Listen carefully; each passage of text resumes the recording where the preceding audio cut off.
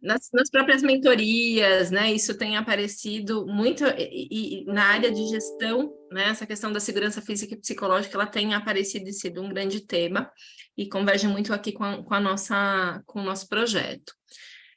Então, a gente vai discutir bastante, eu vou trazer alguns conceitos, espero que a gente possa fazer trocas aqui, eu diria que é uma aula dialogada, porque acho que vocês também têm muito o que contribuir e trazer, né? E aí a gente tem ali depois os próximos passos e o encerramento. Tá bom, Dani, pode ir me pedindo que eu vou passando os slides, tá bom? Tá bom, pode passar. Bom, aqui a gente tem um pouco uma linha do tempo, né, do projeto. Não sei se alguém quer complementar também, né, em relação a isso, como que a gente... Um pouco qual foi a nossa trajetória, né, até aqui, em relação à colaborativa, que começou ali em março de 2023, que foi desde da escolha da unidade piloto, né? O que importa para a abertura do quadro, a passagem aí da formação dos paretos, a inscrição dos grupos de trabalho, as reuniões de trabalho, os testes de DSM, passando aqui uma, uma memória aqui no grupo, acho que cada um é convidado aqui a trazer um pouquinho isso. A gente tem aqui também as mudanças testadas, né, de significado e propósito, segurança física e psicológica sendo conduzidas, e aí a gente começa a entrar numa etapa onde a gente está junto com vocês, né, olhando muito isso em times diferentes em cada instituição, mas essa questão da resolução dos paretos, as dificuldades e impedimentos que têm acontecido, né, e olhando à medida do que cada instituição pôde, as melhorias nos indicadores do processo e do resultado, tá bom? Então, pode passar, Kelly. Nós temos, então, aqui o nosso framework, né? Ilustrando aqui todos os componentes para atingir um ambiente de trabalho com pessoas produtivas, saudáveis e alegres. Esse framework, ele é complexo, né? Ele é bem amplo, e aí acho que a gente vai discutindo diferentes estratégias, mas hoje, especificamente, a gente vai trabalhar algo que a gente vem construindo, que a partir do modelo da gestão participativa, é como se a gente fosse tirando, eu vou fazer uma analogia aqui com a cebola, sabe? A gente vai tirando camadas, e à medida que as pessoas se sentem mais convocadas, né, a compartilhar e a participar ativamente desse processo de decisão, é muito curioso como essas questões relacionadas à segurança física e psicológica, bem-estar e resiliência, que é o mote da nossa colaborativa, elas vão ficando mais claras e elas vão surgindo. E aí pode passar, Kelly? E aí, especificamente hoje, a gente vai colocar um foco para trazer algumas questões conceituais e pensar em algumas estratégias para a gente fomentar, então, aí essa questão da segurança física e psicológica. Tá legal? Vamos lá, então. Então, queria fazer Opa, pode voltar Kelly. Então, vai, tão fofinha essa figurinha. Eu queria convidar vocês, né, quando vocês olham para essa imagem, pode ser no chat, pode abrir o microfone, o que essa imagem remete para vocês? A gente está no contexto aqui muito fora da saúde nessa imagem, mas o que essa imagem remete? Nós temos aqui um adulto, né, uma criança que aparentemente estão aqui num lugar de natureza, uma praia, uma criança se lançando. E aí, o que a gente tem aqui? Estou vendo o chat. Confiança, segurança. Gostando de ver aqui, o chat está lindo, viu, gente? O chat está lindo. Então, é isso mesmo, né? Acho que esse primeiro slide, ele vai trazendo esse foco de confiança, que é um elemento central, né? Quando a gente está trabalhando segurança física e psicológica, né? Porque para eu poder, de fato, aqui a gente tem uma criança, a gente pode fazer uma projeção aqui, que é um filho se lançando para o colo do pai, se lançando para o colo do tio, se lançando para o colo de alguém que ele confia, a ponto de estar no alto, né? E aqui a gente aparentemente está vendo uma criança se jogando assim, sem nenhuma preocupação, se vai cair, com a segurança de que quem está ali vai dar conta de sustentar e de apoiar, né, nesse processo. Pode passar, Kelly. Só que aí eu quero trazer uma provocação que a gente vem para esse cenário, né, na instituição de saúde. Aqui eu tenho um cenário altamente complexo aparentemente aqui de uma urgência, né, de uma condição, de uma chegada de alguém numa condição muito crítica, de profissionais lidando com tempo, com pressão, né, com tomada de decisão complexa, né, e aí a gente precisa discutir e trazer para a tona a questão de segurança física e psicológica aqui. Como que eu sustento qualidade? Como que eu sustento esse processo de aprendizado, de inovação, de criação, de segurança para eu reconhecer, assim, me sinto seguro, não me sinto inseguro, essa situação eu me sinto preparado, seja tecnicamente, seja emocionalmente, para administrar. Então, quando a gente vai trabalhar a questão da segurança física e psicológica nas instituições de saúde, a gente tem esse cenário que, por si só, ele já vai trazendo uma condição que é altamente complexa e que pode ser, muitas vezes, uma variável, né, que vai gerar desde situações concretas relacionadas, por exemplo, a insumos, né? Na pandemia, nós vivemos muito isso, né? Instituições que tinham acesso total e sem restrição de insumos, né, de equipamentos de segurança, né, de condições práticas para elevar a questão do trabalho, e vivemos cenários, né, aqui onde os profissionais não tinham esses recursos, e isso compromete absurdamente a condição física e também psicológica, porque à medida que eu não me sinto realizando aquilo que eu gostaria de realizar, isso também é uma variável de risco. Pode passar, Renato. E aí, a gente vai falando um pouco assim, qual que é a relação entre confiança e segurança psicológica? Eu gosto muito dessa imagem, né? Uma imagem também de um pássaro, né? Que está pousando na palma da mão de uma pessoa, né? E aí é uma outra imagem que me traz muito a sensação de segurança, porque para o pássaro pousar, para ele sentir que ele não vai ser machucado, né? Ele precisa confiar, ele precisa de alguma forma estabelecer uma relação de conexão com aquela pessoa que ele está de alguma forma pousando. E a questão da confiança e segurança psicológica, ela está extremamente imbricada, porque quando eu estou trabalhando aqui a condição da segurança psicológica, pode passar, Kelly, desculpa, eu acho que eu te chamei de Tainá.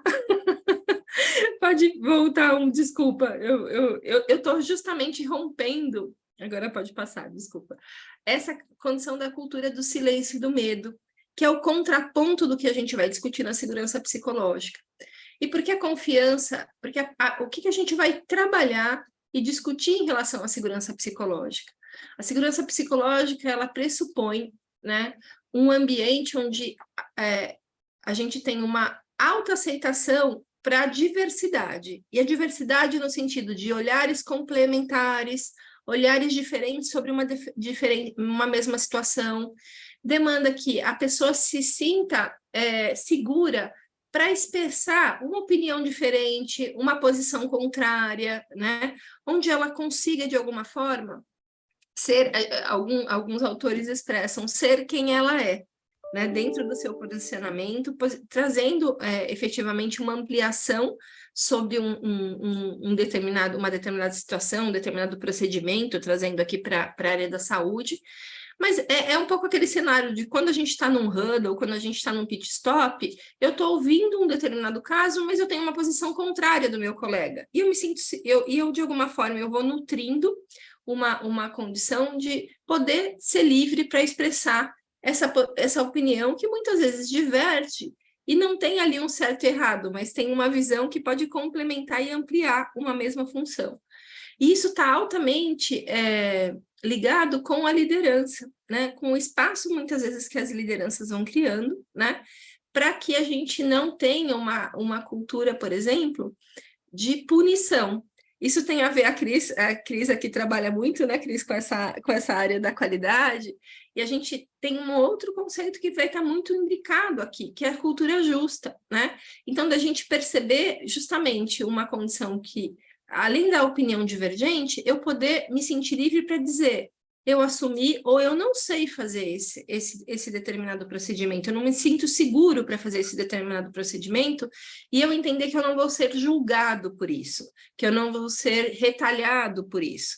Então, como que eu acho que o grande desafio da cultura da segurança psicológica é a gente construir esse ambiente, e de alguma forma isso está altamente vinculado à redução de estresse, a uma cultura de um ambiente mais saudável, onde a gente de fato vai chegar nessa posição de um ambiente onde as pessoas se sentem felizes, né, e mais conectadas com aquele propósito, porque de fato eu estou num ambiente muito fértil, né, para eu aprender, para eu ampliar minha visão, para eu poder, de alguma forma, construir um senso, inclusive, de cooperação, de time, de trabalho em equipe. Então, aqui a gente está falando de algo, percebem? Não sei se faz sentido para vocês, mas de um conceito que está imbricado com vários aspectos aqui de vários componentes do nosso framework. Pode passar, Kelly. E aí, eu acho muito bacana, porque quando a gente está olhando, existe uma autora, agora eu me lembrei aqui que eu preciso, estou até devendo isso dentro do nosso grupo de mentoria, de mandar uma referência a principal autora que estuda segurança psicológica, é a Amy Edmondson, ela é de Harvard, é uma pesquisadora de Harvard, e a questão da segurança psicológica, ela deu um boom quando saiu uma publicação de um estudo da Google, onde eles foram tentar entender o que estava relacionado à alta performance de alguns profissionais, né?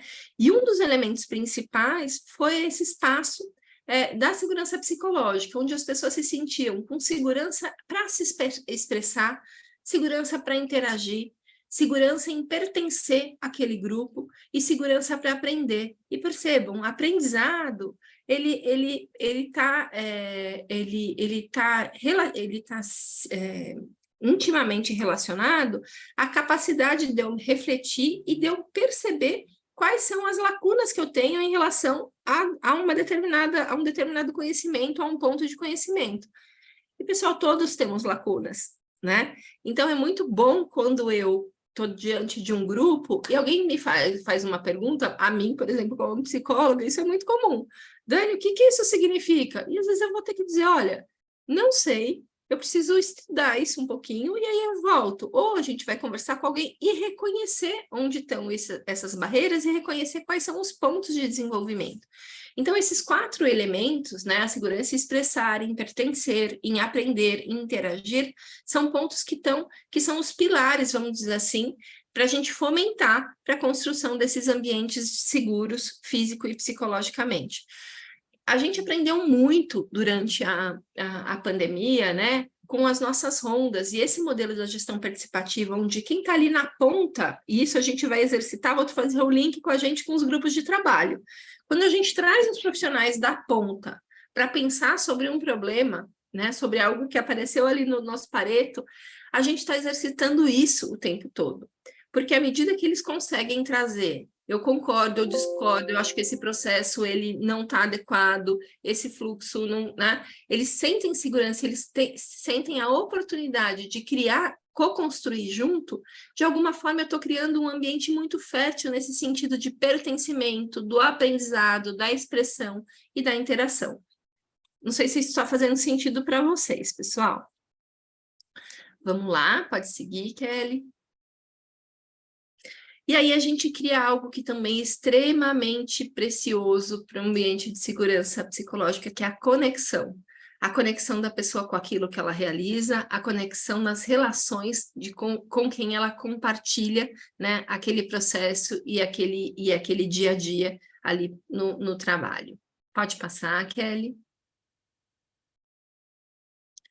E aí eu tenho a cereja do bolo, né, que é esse processo de, à medida que eu tenho um ambiente onde eu consigo fomentar essa condição segurança física e psicológica, eu vou ter um ambiente altamente fértil para o aprendizado, para a inovação e para o crescimento. Nessa pesquisa do Google, exatamente foram esses pontos que foram trazidos, e aí hoje a gente olhando, quando a gente vai buscar um pouco esse processo de literatura e do que a gente vai vendo dentro da nossa prática institucional, à medida que eu consigo fomentar isso, isso é um fator de proteção, né, para a condição do burnout, para a exaustão, que é um fenômeno que a gente vem se debatendo, né, e a gente vem tendo um pouco esse desafio para manejar nas instituições de saúde. Pode passar, Kelly. E aí, trazendo, né, onde tudo isso está articulado com o nosso programa, ó, como tudo conspira aqui para o processo, né? Então, quando a gente vai lá no Resgata, o nosso quadro conceitual, né, o nosso livro branco, né, ali na página 17, 18, a gente vai ter toda essa condição da segurança física e psicológica sendo altamente detalhada, destrinchada. Então, acho que isso fica aqui como uma sugestão, eu não vou ficar lendo, entrando nisso, porque acho que é uma referência que vale vocês voltarem, revisitar, consultar, porque acho que vão tendo algumas estratégias e dicas para a gente poder discutir esse processo. Vamos fazer parte ali do cardápio. Pode passar. Pode passar. Entrando um pouquinho na segurança física, né? Um dos pontos que a gente traz muito ali no livro branco, no quadro conceitual, é criar esse ambiente onde as pessoas se sentem livres de perigos físicos durante o trabalho. E aí, vale sempre esse dever de casa, né? Da gente fazer um pouco esse checklist. Como que estamos em relação a esses pontos? EPIs adequados para execução do trabalho diário, o mapeamento de riscos e prevenção de exposições biológicas e químicas, as questões ergonômicas, o local de trabalho, né? Então, escala, né, que é um tema que tem sido top 10, né, nos grupos de trabalho também. Então, olha como isso fica altamente alinhado, né, com o nosso trabalho. E acho que isso também foi um ponto de muito aprendizado que nós tivemos, né, nesses últimos anos, na implementação do JOY, né, do Trabalho com Alegria, na própria instituição, e que nós temos observado isso com vocês, nessa construção que vocês vêm fazendo, o quanto os profissionais eles vão apontando e o quanto a criação desses ambientes onde essas trocas e a construção dos PDSAs, por exemplo, como um caminho de fomentar esse espaço de segurança psicológica, porque à medida que eu construo um PDSA, eu tenho um grupo que construiu. Eu vou criando um sentido de pertinência nesse grupo. Então, eu trabalho, sempre eu vou estar trabalhando pendularmente segurança física e psicológica. Essas coisas estão conectadas, né? Não é possível eu experimentar apenas a segurança psicológica ou só a segurança física. Essas coisas estão altamente imbricadas. Quando a gente vai olhar o conceito de resiliência, a gente também vai tendo essa ampliação da multidimensionalidade em relação às esferas que compõem, né, esse elemento. Pode passar, Kelly. E em relação à segurança psicológica especificamente, né, essa fomentação de coisas que eu fui trazendo um pouco para vocês. As pessoas se sentem, então, seguras e capazes de mudar e de participar da mudança, né? Essa criação do ambiente onde há uma interação respeitosa, as pessoas sentem que podem questionar, pedir feedback, sugerir melhorias, dar feedbacks, admitir erros, né, e expor ideias, e a organização ela fornece um suporte quando ocorre, por exemplo, um evento adverso. Muito nessa linha, e o suporte tem a ver com como é construído esse processo de compreensão em relação ao evento que ocorreu, né? De um mapeamento, de um ambiente neutro, sem julgamento, sem um pré-julgamento, né? Isso é extremamente importante.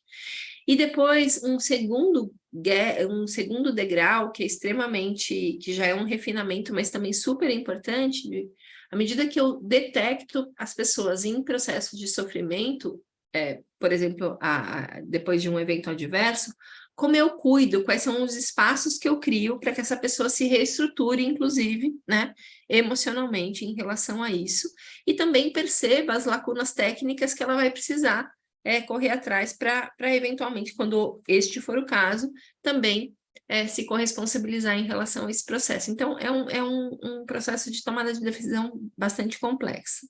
Pode seguir. Então, aqui a gente tem, só para reforçar, né, essa nossa figura, né, essa nossa fotografia, né, de todos os componentes que vão favorecer esse ambiente. Pode passar, Kelly? Eu trouxe um pouquinho anteriormente essa necessidade e importância da liderança na construção da segurança psicológica. E aí talvez a gente possa pensar em algumas ações, né, que podem favorecer a construção desse ambiente. E aí eu digo construção desse ambiente, eu queria acrescentar manutenção desse ambiente, né?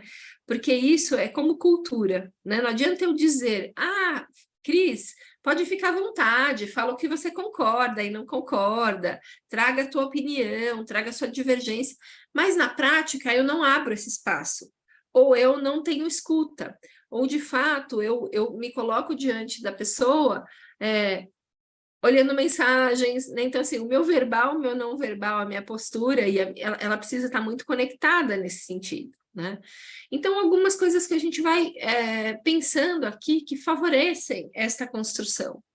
Então, ser sensível e empático, reconhecer os limites do conhecimento atual, entendendo a complexidade do trabalho, então demonstrando humildade e falibilidade.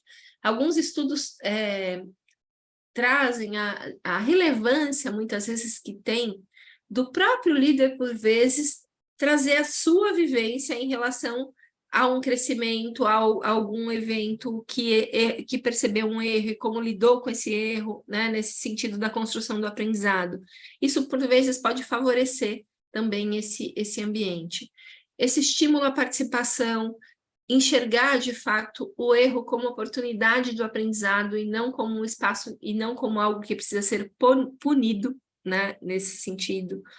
O uso da linguagem clara e direta, o estabelecimento de limites sobre comportamentos que podem ser aceitáveis, inaceitáveis, e responsabilizar quem ultrapassar esses limites, isso precisa estar muito claro e pactuado com o grupo, e desenvolver e assegurar essa cultura justa, que acho que é isso que a gente vem conversando aqui, né, sobre o programa. Pessoal, até aqui, alguma pergunta? Alguém quer fazer algum comentário?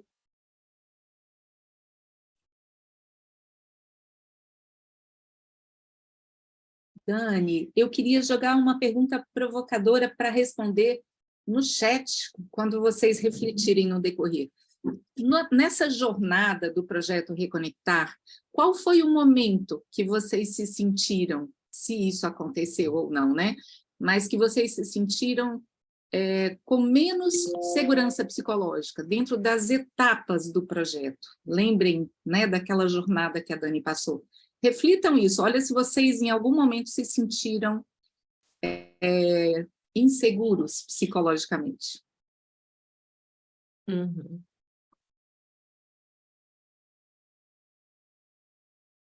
Acho que a gente não precisa aguardar a resposta, Dani, vou Não. ter reflexões. Kelly, vamos lá, daí a gente vai... E aí, a gente vai compartilhar um pouco com vocês um projeto que a gente tem vivido, que tem implantado, né, ali no Sírio, que é o Código Atlas, que é um projeto que ele vem responder muito a uma estratégia para a gente lidar um pouco e fomentar um ambiente onde as pessoas se sintam com mais segurança física e psicológica e fomentar a condição de resiliência nos profissionais, tá? Quando a gente vai estudar um pouco a questão da segurança psicológica, a gente percebe que é uma dor mundial, tá? Esse aspecto. A gente tem aqui uma referência que é do Advisory Boarding, que é uma referência que trabalha especificamente a questão de como reconstruir a base para uma força de trabalho resiliente, que tem muito a ver com isso que a gente tem discutido aqui, né? E o que a gente encontra na literatura é que os profissionais de saúde, eles têm muito fomentada, né, essa questão da cultura do silêncio, e parte disso tem a ver por não saber ou por naturalizar alguns comportamentos que devem ser considerados comportamentos inadequados, inaceitáveis na relação com o cliente. A gente não pode esquecer que o profissional de saúde, ele tem a maior parte das vezes, uma veia de doação, né? E uma alta capacidade de tolerância e de manejo de algumas situações, e por vezes ele vai se colocando um pouco em risco, né? E essa condição da violência, né, violência física e violência psicológica, ela vem sido amplamente debatida na literatura, né? E a gente percebe 4 brechas aqui, né? A violência e as ameaças à segurança no local de prestação de trabalho, de cuidados, são comuns no ambiente da saúde. Então, isso é muito grave, né? As pessoas, às vezes, são agredidas, elas são desrespeitadas, elas são, de alguma forma... e isso acontece entre profissionais e usuários, isso acontece entre profissionais da mesma equipe, entre profissionais, entre equipe, por exemplo, médica, equipe multiprofissional. Então, a gente vai encontrando diversas experiências onde a gente vai experimentando essa condição da violência. As equipes, elas sentem que elas precisam fazer concessões na prestação de cuidado. A gente trabalha com um pano de fundo muito grande em saúde, que as pessoas que chegam até nós, elas estão em sofrimento, né? E, por vezes, isso vai trazer uma alteração no comportamento, né? A pessoa pode...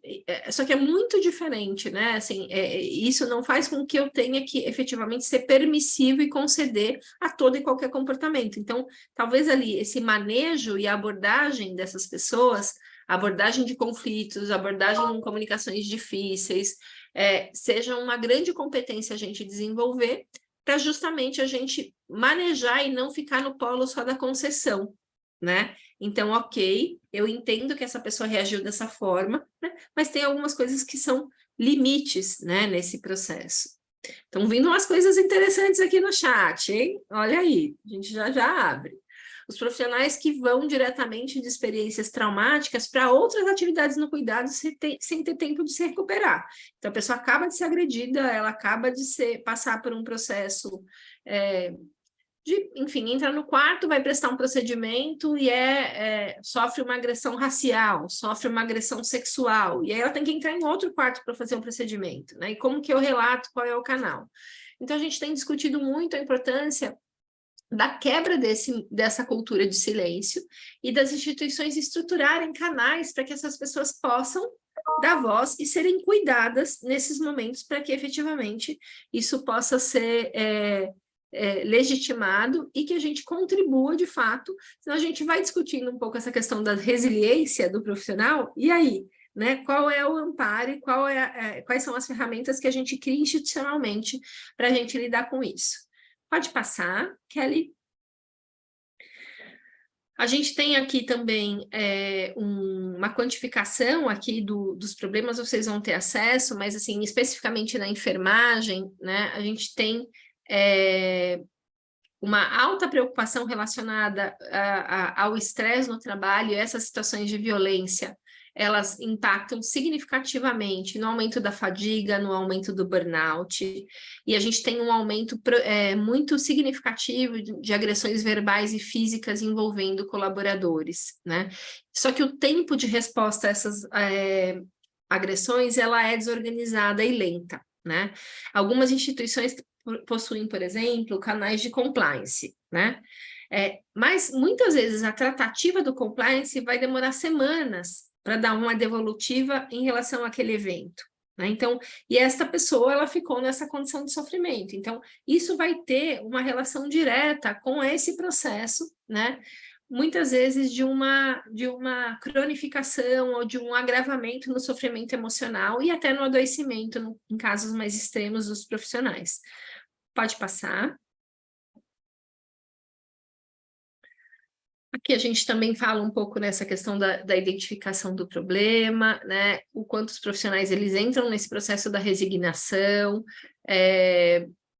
os profissionais nutrindo uma descrença de que mesmo que eu fale, isso não vai mudar a cultura da minha instituição, porque ninguém vai realizar nada em relação a isso.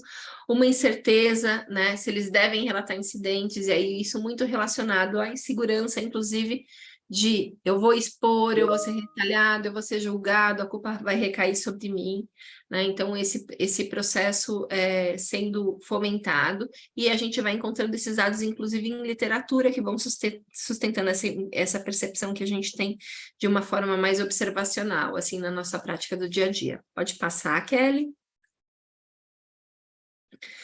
E aí, a gente criou esse código do Círio, é um código que foi... o piloto dele começa lá em 2018 e agora a gente expandiu para toda a diretoria assistencial com esse objetivo de fomentar e estruturar um canal e um fluxo em relação a essas situações que gerem insegurança física e psicológica nos colaboradores.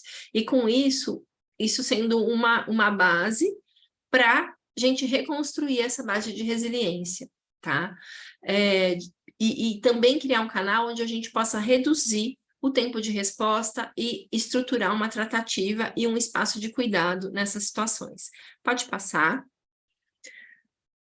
A gente tem claramente, né, um impacto e um esgotamento, a gente tem percebido, esse estudo foi lá no meio da pandemia, mas estudos mais recentes também vão trazendo quantos profissionais, eles têm, inclusive, mudado de carreira, feito opções de sair da área da saúde, muito por uma condição de uma exaustão. A gente brinca que tem um livro que é muito interessante, que chama Sociedade do Silêncio, Sociedade do Cansaço, né?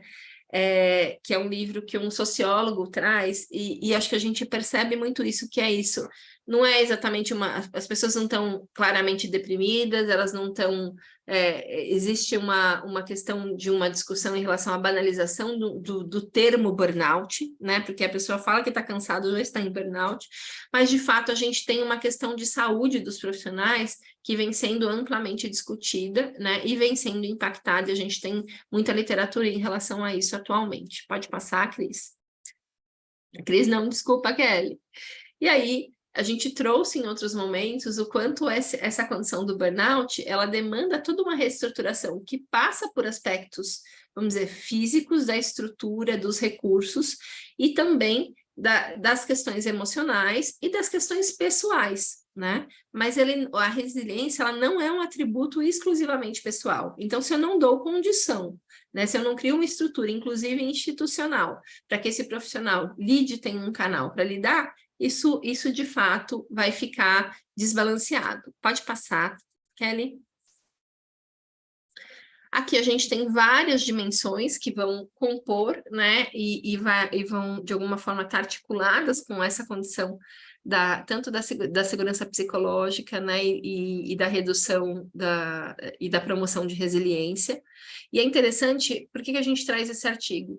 Porque os mesmos aspectos que são fatores de risco para o burnout, eles podem ser, quando trabalhados, fatores de proteção. Então, essa criação de fluxos e de processos claros, a fomentação da cultura justa, um espaço onde a gente, de alguma forma, desenvolva as pessoas a se perceberem, se olharem e também se corresponsabilizarem. Então, tudo isso, todos esses elementos, eles vão ser elementos aí que vão fomentar essa condição de bem-estar também e resiliência.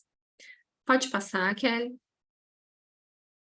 E aí, a gente vai tentar desenvolver e aprimorar no time assistencial, com este código, as competências e habilidades para a resolução de conflitos e empoderamento diante de situações difíceis. Pode passar. Então, o que é o código, né? Entrando especificamente nisso. O código, a gente criou uma lógica como se fosse um time de resposta rápido, que foi então os profissionais da unidade, de cada unidade de internação, de cada unidade assistencial, a gente identificou um time e capacitou esse time no manejo de conflitos, no manejo de situações difíceis, e a gente implantou um código, como se fosse um código laranja, um código vermelho, existe o código Atlas. Então, todo colaborador, à medida que ele percebe ou se depara, né, com uma situação que ele vivencia, ou que ele observa um colega vivenciando, uma situação de ameaça, tratamento desrespeitoso, linguagem agressiva, assédio, ou qualquer situação considerada insegura, ele vai acionar este código Atlas. Pode passar. Então, o objetivo é promover a segurança física e psicológica em situações de conflito e agressões desestruturantes à equipe de saúde, considerando esse tipo de violência como uma urgência. Então, a gente entende hoje que essas situações, elas são urgência. Então, como eu coloquei, a gente tinha anteriormente, a gente tem hoje, ainda institucionalmente, um canal de compliance. Mas o que a gente percebe é que a gente tinha um delay entre a devolutiva para o colaborador e a tratativa, encaminhamento para um ambulatório, né, para um suporte especializado, se fosse o caso, entre o evento e a situação que essas tratativas começavam a acontecer, que eram, assim, às vezes de 2 a 3 semanas. Então, o Código Atlas, ele é acionado em loco no momento que acontece o evento, tá? Então, qualquer situação que seja disparadora, o colaborador, ele vai acionar, né, este código. Então, a gente tem ali um leque de situações: assédio, agressão física ou verbal, tratamento disruptivo, conflito, situações inseguras, assistência, então recusa, por exemplo, de procedimento e que isso vai gerando uma condição de conflito, que tenham como agente o agressor, que pode ser o paciente, o acompanhante, o colaborador ou o corpo clínico. Pode passar. A gente tem uma lógica de um escalonamento, tá? Então, eu estou falando aqui, a gente tem o código, ele está estruturado em 3 níveis de tratativa, a depender da criticidade ou da reincidência da situação. E ela tem como foco o acolhimento e suporte à pessoa agredida e o escalonamento do conflito à liderança conforme gravidade. Então, nós temos hoje, por exemplo, o nível 1 é essa equipe local que foi identificada e capacitada. Então, a gente teve toda uma lógica de treinamento, um treinamento EAD, com conceitos básicos, né? Comunicação não violenta, comunicação em conflito. E aí a gente teve, com este time, um complemento a partir de um treinamento prático. Então, roleplay, né? A gente trabalhou com simulações com essa equipe. Então, foi um treinamento aí de algumas horas por profissional, que a gente foi realizando em grupo e capacitou aí um número bem significativo de profissionais na instituição, tá? O nível 2 é um nível... Então, por exemplo, na lógica o profissional aciona, tem esse time do nível 1 que vai fazer, que está focado em atender este colaborador. Mas, paralelo a isso, essa liderança é acionada porque ela tem que lidar com o conflito que está acontecendo lá, com o paciente dentro do quarto, com a família, com o médico do corpo clínico, entre os outros colaboradores. Então, tem uma tratativa aqui que é paralela, mas o enfoque principal do Atlas é esta condição deste acolhimento e de entender a condição, muitas vezes, desse colaborador, inclusive, retornar para o seu ambiente de trabalho, se ele precisa de um tempo, se ele precisa ser encaminhado para um atendimento médico, se ele precisa ser encaminhado para o suporte especializado, para o atendimento, que hoje a gente tem um braço, junto à nossa medicina ocupacional, a partir muitas vezes esse colaborador, ele é acolhido pelo nível 1, ele é acolhido ali pela liderança, mas ele também, os profissionais identificam uma necessidade de um acolhimento mais especializado, da psiquiatria, da psicologia, ou de um médico de família, por exemplo. Então, esta equipe, esse profissional, ele vai ser direcionado para esse suporte especializado. Curiosamente, gente, a gente tem um alto índice de resolutividade no nível 1, tá? Então, à medida que as pessoas foram capacitadas a realizar esse acolhimento, os colaboradores, eles se sentem extremamente cuidados, né? E muitas vezes eles não identificam essa necessidade de subir ou de ser encaminhado, por exemplo, para o ambulatório. Pode passar, Kelly. Então, qualquer colaborador, né? O colaborador que foi exposto a qualquer situação ou qualquer pessoa que presencie pode acionar, né? Então, pode acionar o código, e aí eu fui trazendo um pouco para vocês anteriormente já. O nível 1 é composto por esses colaboradores na unidade. E aí a equipe multi, gente, enfermeiro, fisioterapeuta, psicólogo, médico, né? Toda a equipe assistencial a gente identificou, então, pessoas que já tinham um pouco, foram indicadas pela liderança, que já tinham um pouco vamos dizer assim, essa habilidade, né? E a gente desenvolveu um pouco mais e mantém aí um programa de educação permanente com essas pessoas. Pode passar. A gente criou uma lógica onde cada unidade ela tem uma peculiaridade de como aciona esse código, porque tem unidade que tem rádio, tem unidade que tem BIP, tem unidade que tem o grupo do WhatsApp, então cada unidade customizou esse acionamento, né?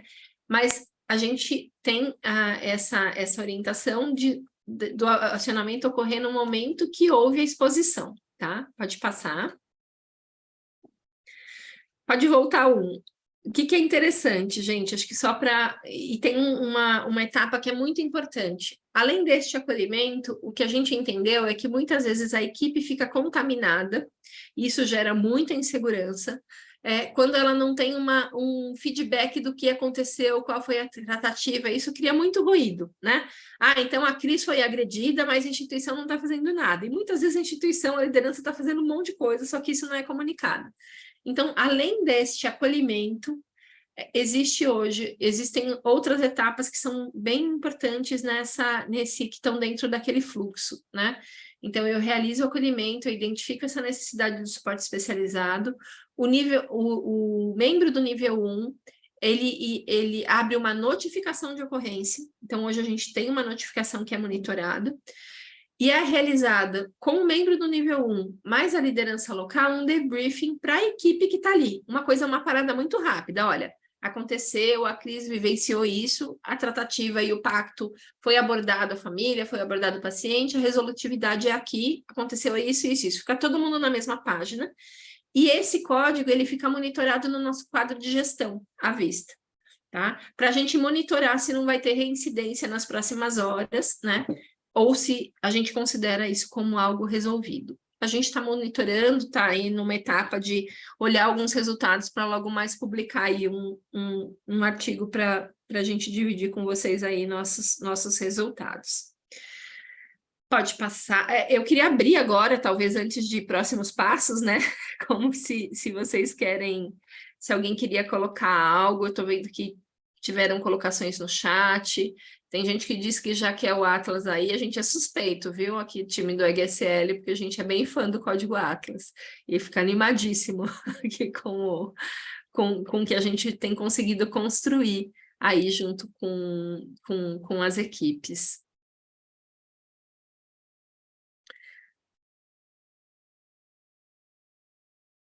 Pessoal, dúvidas? Todo mundo quietinho?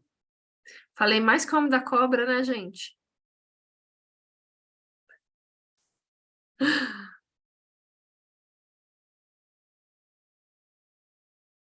Alguém tinha falado que fez uma pesquisa em relação à violência no trabalho, né?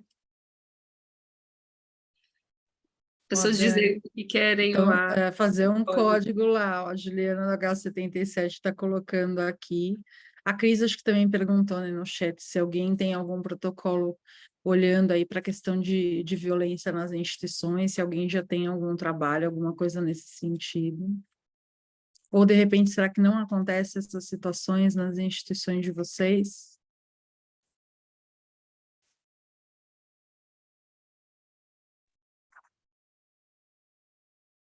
Boa tarde.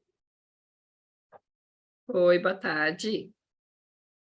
Na minha instituição, sou da B08, não tenho esse protocolo ainda, né, nenhum similar, assim, instituído, né?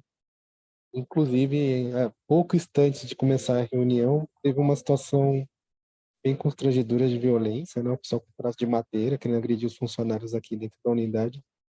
Foi uma situação bem complicada agora, só para ilustrar um pouquinho. Mas, assim, nós temos o acolhimento profissional que a gente está instituindo isso aí. Eu estava até conversando com a Ive sobre esse tema ontem, né, da violência, né, nos gráficos. A gente tem visto algum comportamento diferente nas respostas dos colaboradores. Nós vimos a necessidade de desenvolver melhor essa questão do acolhimento, né, de deixar uma coisa mais sistematizada dentro da unidade de trabalho aqui.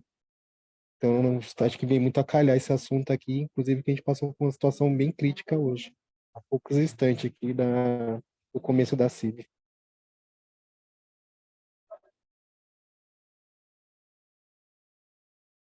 Obrigada, Júnior. Acho que é o desafio, né? Acho que a gente, na mentoria, falou um pouco ontem disso. É bom você compartilhar que, de alguma forma, mesmo não tendo ainda algo estruturado, mas que você já tenha esse olhar para o acolhimento e para como maneja isso, né? Para como a gente lida quando essas situações acontecem. Sim, é porque nós ficamos muito fragilizados, né, quanto gestão, né? Tem esses episódios, assim, o que fazer, né? Uhum. E o acolhimento acho que é o melhor caminho mesmo para trabalhar nessas questões. Eu acho que o acolhimento, ele é mais um ponto que a gente discute muito, né? Aqui, acho que é um ponto de aprendizado e é uma provocação mesmo, né? Como vocês vão construindo fluxos institucionalmente, porque existem algumas situações, vocês viram lá, a gente tem o nível 1, dependendo da criticidade da situação, a gente tem um nível 2, que aí envolve gerência, governança clínica, né? Porque a área de risco, justamente porque demandam ações institucionais que precisam ser sustentadas e que muitas vezes a liderança local não vai ter autonomia para isso. E a gente tem situações que a gente chega no nível 3, né? Que são aquelas situações que foram tentadas pactuar, repactuar, né, com o agressor, e a gente não consegue, de alguma forma, um sucesso aí nessa abordagem. Aí a gente tem a área de gestão de crise e consequência, envolvido jurídico, né? Outras diretorias onde a gente vai, por vezes, chegar até em situações mais extremas de, por exemplo, bloqueio da internação do paciente na instituição. A gente teve poucas situações, né? Mas a gente já teve situações que acabaram evoluindo para essa situação, justamente por esse comportamento. Então, a gente tem essa lógica do escalonamento e acho que é importante a gente... o acolhimento, ele é fundamental e o pilar, né? Mas essa clareza de como vocês vão escalonando e quais são as áreas que precisam ser articuladas para a gente dar sustentação para algumas coisas, né? Institucionalmente também.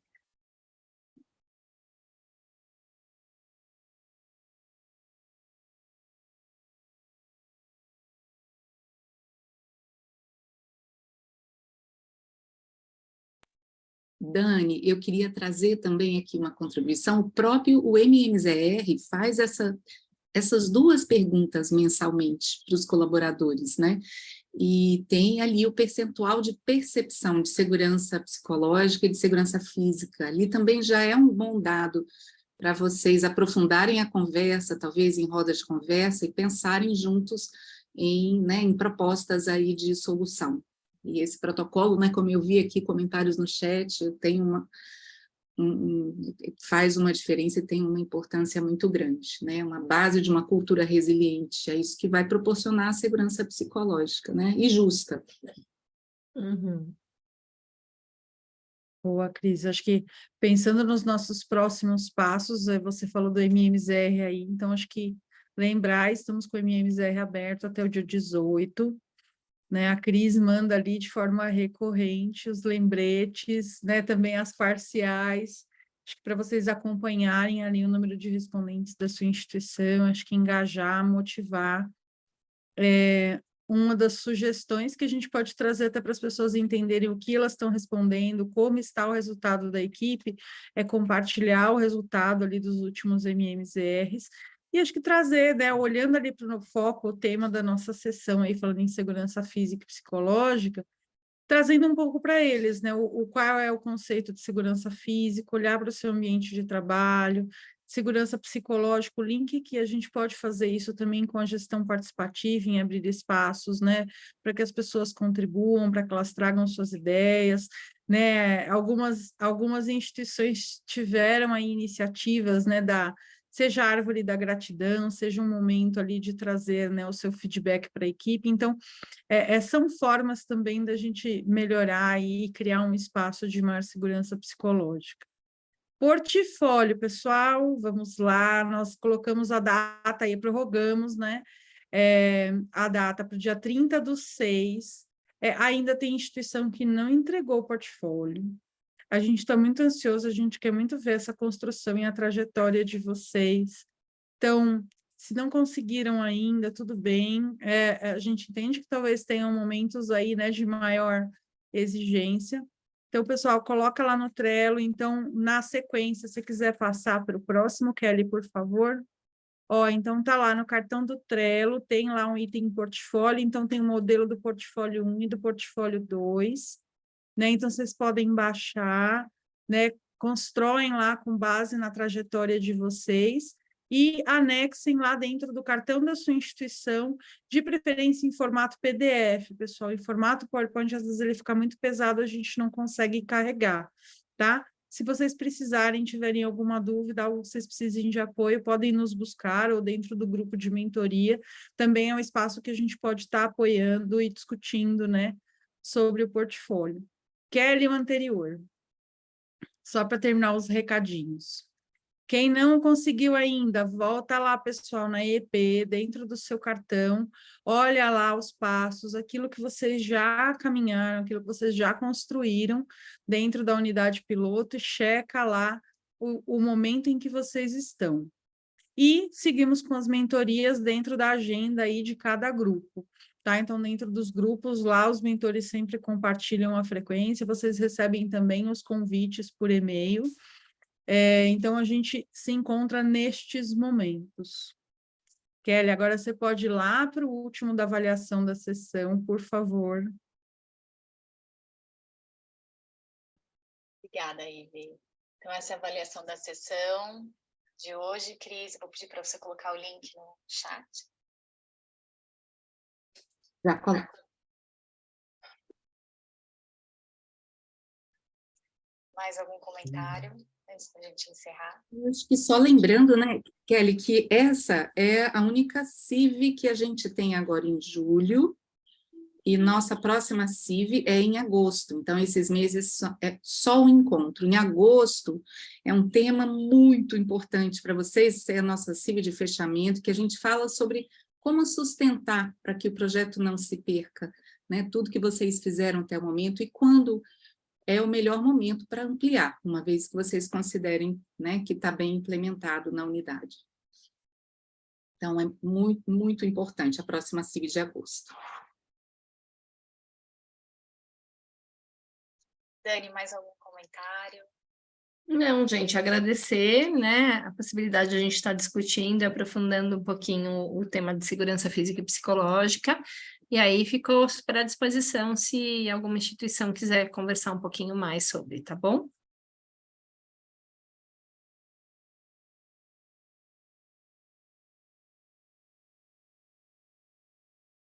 Acho que é isso. Estamos britanicamente pontuais hoje, é impressionante isso. Parabéns.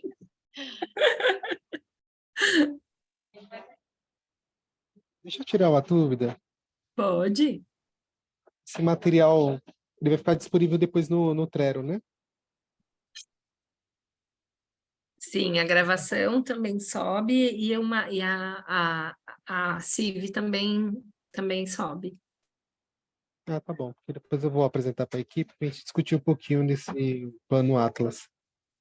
Isso, e é bem bacana, viu? Resgata, a minha sugestão, resgata o quadro branco, acho que ali também tem bastante ferramenta, esse material do Advisor, que se eu não me engano a gente já compartilhou, se não compartilhou a gente pode mandar, enviar ali para vocês, que acho que isso sustenta bastante a discussão e a customização do projeto em cada instituição. Dani, tem uma pergunta, por favor, conseguiríamos ter acesso ao código Atlas na íntegra, para termos como modelo? A gente está numa etapa do código em si, a gente está elaborando a escrita do artigo dele, né? Então, assim, essa lógica geral a gente consegue compartilhar, né? Mas o código em si a gente está terminando esta escrita, tá bom?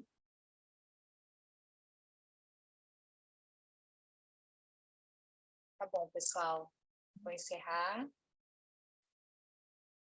O link de Obrigada. avaliação Obrigada. da sessão está no WhatsApp também. Para quem não teve tempo de avaliar agora, pode buscar no grupo de WhatsApp. Obrigada, Kelly. Obrigada, Cris. Tchau, tchau, Obrigada, gente. pessoal. Boa tarde. Tchau, pessoal. Até mais. Valeu. Tchau, tchau.